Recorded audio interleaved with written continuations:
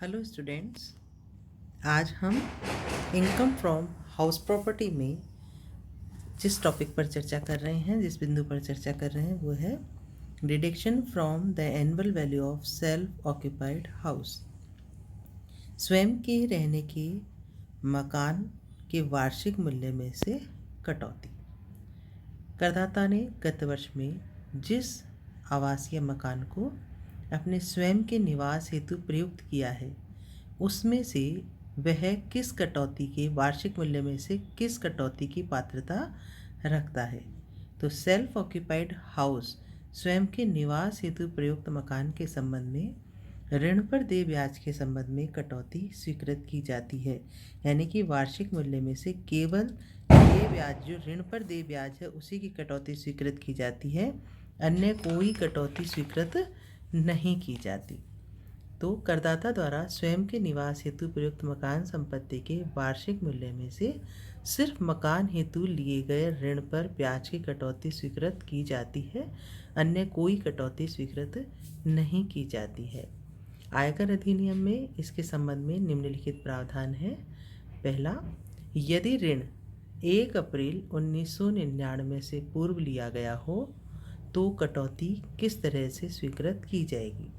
तो यदि करदाता ने ऐसे मकान में जिसमें वह स्वयं निवास कर रहा है उसके लिए ऋण 1 अप्रैल 1999 के पूर्व लिया हो और मकान संपत्ति को बनवाने, मरम्मत करवाने या क्रय करने अथवा उसका पुनर्निर्माण करने के लिए लिया हो, तथा साथ ही साथ किसी मकान संपत्ति को क्रय करने के लिए अथवा बनवाने के लिए ऋण लिया है तथा उस निश्चित अवधि में मकान बनकर तैयार हो गया है, तो ऐसे ब्याज की कटौती 5 समान किश्तों में 5 वर्षों में स्वीकृत की जाएगी।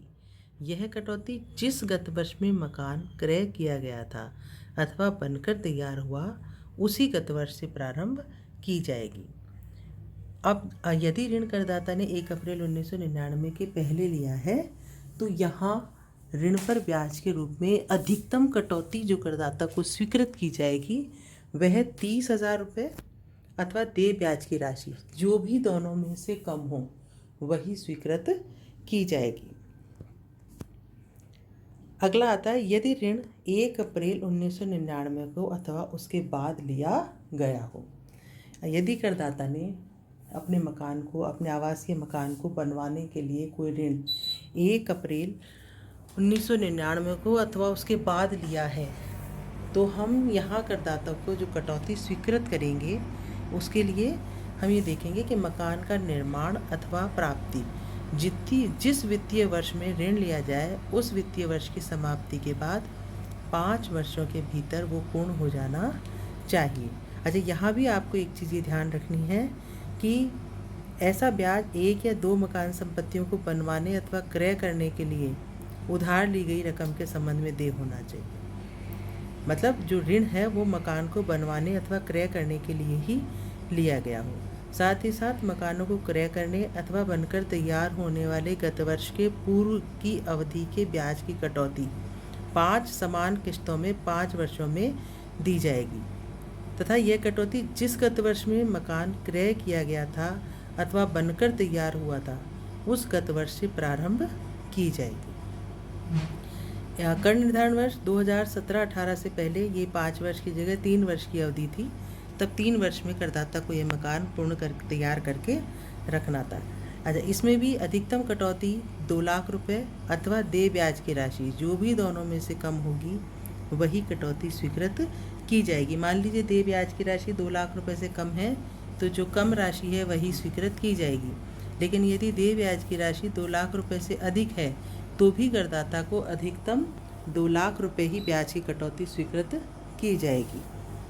हमारा अगला बिंदु इसमें रहेगा कि यदि 1 अप्रैल 1999 को अथवा उसके बाद ऋण की राशि मकान क्रय करने अथवा बनवाने के लिए नहीं ली जाती है परंतु मकान की मरम्मत, नवीनीकरण अथवा पुनर्निर्माण के लिए ली जाए तो अधिकतम कटौती 30,000 रुपये तक ही स्वीकृत की जाएगी। यानी कि यदि करदाता ने 1 अप्रैल 1999 को अथवा उसके बाद ऋण जो लिया है वो मकान को क्रय करने अथवा बनवाने के लिए नहीं लिया अपितु सिर्फ उसकी मरम्मत, नवीनीकरण अथवा पुनर्निर्माण के लिए लिया है, तो ऐसी स्थिति में ब्याज की अधिकतम कटौती 30,000 रुपये ही स्वीकृत की जाएगी।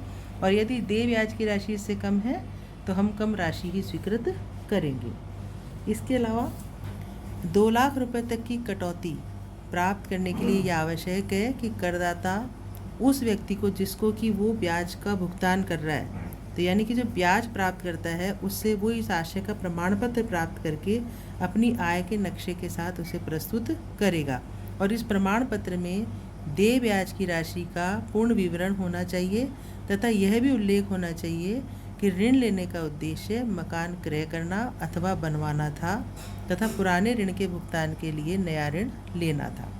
यह प्रमाण पत्र जब वो अपनी आय के नक्शे के साथ लगाएगा, इनकम टैक्स रिटर्न के साथ लगवाएगा, तभी उसे यह कटौती स्वीकृत की जाएगी। 2 लाख रुपए की कटौती तभी उसे स्वीकृत की जाएगी।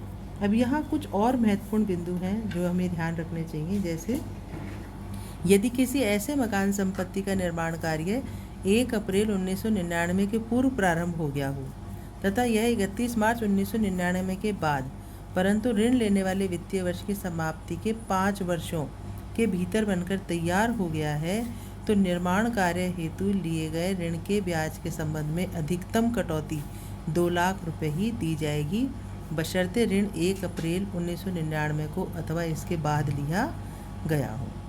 यदि ऋण की राशि 1 अप्रैल 1999 से पूर्व ली गई हो, ऋण की राशि 1 अप्रैल 1999 से पूर्व ली गई हो, तो उसके ब्याज के संबंध में अधिकतम कटौती 30,000 रुपये ही स्वीकृत की जाएगी। तो यह आपको बिल्कुल क्लियर रखना है कि ऋण 1 अप्रैल 1999 1999 से पहले लिया गया है लोन, तो मैक्सिमम डिडक्शन जो इंटरेस्ट ऑन लोन का असेसी को मिलेगा वो कितना मिलेगा, 30,000 रुपये। और 1 अप्रैल 1999 को अथवा उसके बाद यदि मकान को क्रय करने या बनवाने के लिए, निर्माण करवाने के लिए लिया गया है, तो अधिकतम कटौती जो ब्याज के रूप में स्वीकृत होगी वो 2 लाख रुपए की ही होगी। लेकिन यदि उसने 1 अप्रैल 1999 के बाद को या उसके बाद लोन तो लिया है लेकिन मकान के नवीनीकरण, मरम्मत या पुनर्निर्माण के लिए लिया है, तो अधिकतम कटौती 30,000 रुपये ही स्वीकृत की जाएगी। एक और बात, यदि ऋण 1 अप्रैल 1999 के पूर्व लिया गया हो तथा 31 मार्च 1999 के बाद भी लिया गया हो, तो 1 अप्रैल 1999 के पूर्व के ऋण के संबंध में तो अधिकतम कटौती 30,000 रुपये ही दी जा सकेगी। इससे अधिक के ब्याज को हम कंसीडर नहीं करेंगे, उसकी कटौती हम स्वीकृत नहीं करेंगे। इसके बाद 30,000 रुपये के बाद का ब्याज हम क्या करेंगे, अगर उसमें जोड़ देंगे तथा अधिकतम कटौती जो है वो 2 लाख रुपये की ही दी जाएगी। कहने का मतलब ये है कि मान लो करदाता ने 1 अप्रैल 1999 के पहले भी लोन लिया है और 1 अप्रैल 1999 के बाद भी लोन लिया है, तो पहले वाले जो लोन है जो 1 अप्रैल 1999 के पूर्व का है, उस पर तो 30,000 रुपये की कटौती स्वीकृत की जाएगी। लेकिन 1 अप्रैल 1999 के बाद जो ऋण लिया गया, यदि उस पर देय ब्याज की राशि 2 लाख या 2 लाख से कम भी है, तो भी हम अधिकतम कटौती इस 30,000 को शामिल करते हुए 2 लाख रुपये की ही स्वीकृत करेंगे, उससे अधिक स्वीकृत नहीं करेंगे। ऐसा नहीं होगा कि करदाता 2 लाख बाद वाले ऋण के लिए और 30,000 जो है वो 1 अप्रैल 1999 के पहले के ऋण के ऊपर देगा। टोटल मिलाकर के उसे कुल ब्याज के रूप में कटौती 2 लाख रुपए की ही स्वीकृत की जाएगी। और फिर कटौती प्राप्त करने के लिए उसे ब्याज प्राप्तकर्ता से प्रमाण पत्र भी प्राप्त करना होगा और अपनी आयकर विवरणी के साथ, इनकम टैक्स रिटर्न के साथ उसको लगाना अनिवार्य है, जिसमें उसका पूरा ब्याज का पूरा उल्लेख किया गया। उम्मीद करती हूँ आपको समझ आया होगा। अगली क्लास में हम आगे कुछ और महत्वपूर्ण बिंदुओं पर चर्चा करेंगे। धन्यवाद।